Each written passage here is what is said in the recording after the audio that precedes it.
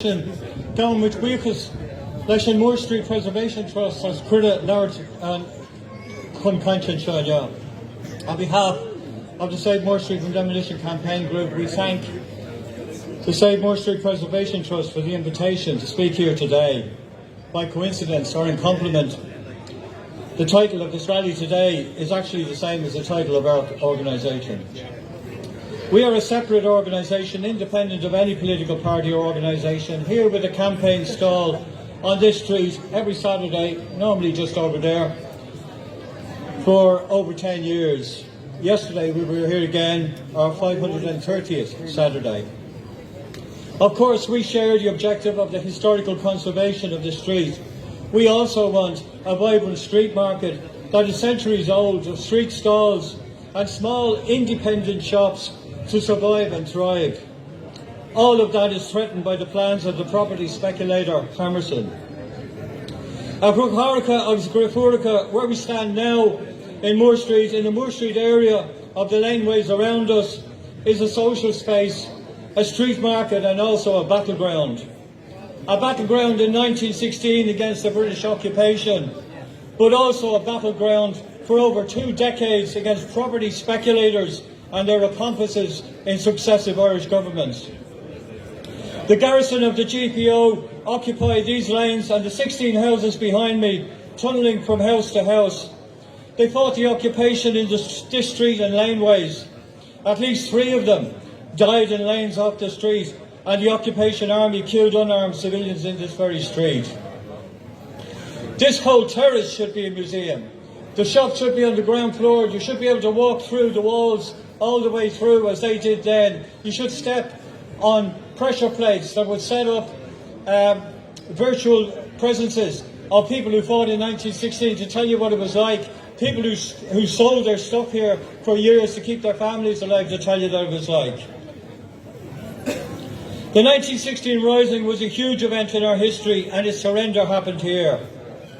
Of the 7 signatories of that wonderful document, the Proclamation of Independence, 5 of them spent their last hours of freedom in this terrace of 16 houses.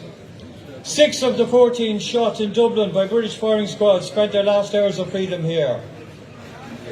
All that has been officially placed in this street to mark all of that has been one small plaque. And over 2 decades ago, that very plaque disappeared for a while, only to turn up in a property speculator's office. Brothers and sisters, the 1916 Rising, as Don has just said, was not just a huge event in Irish history, but in the history of the world. It was the first ever rising against World War. The first rising of the century against colonialism and against the biggest empire the world has ever seen, which inspired other risings around the world. Taking place in it with the first Workers' Army, the Irish Citizen Army, and which also recruited women as well as men. The first Republican military women's organisation, Cumann also fought in it. All of those were, with other revolutionary organisations, represented in this battleground. In fact, far from being a property speculator's planning area, this should be a UNESCO World Heritage Site, recognised for its special contribution to world history and human development. There are a few sites with UNESCO World Heritage status in Ireland, but none for history. The Irish state has nominated Dublin City for UNESCO World Heritage status.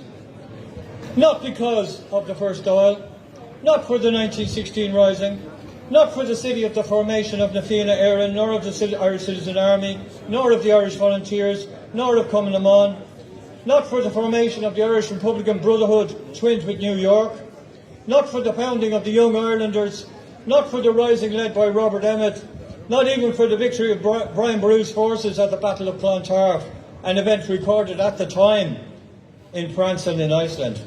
Ní ha cháirde, tada da hort. Nothing of the sort.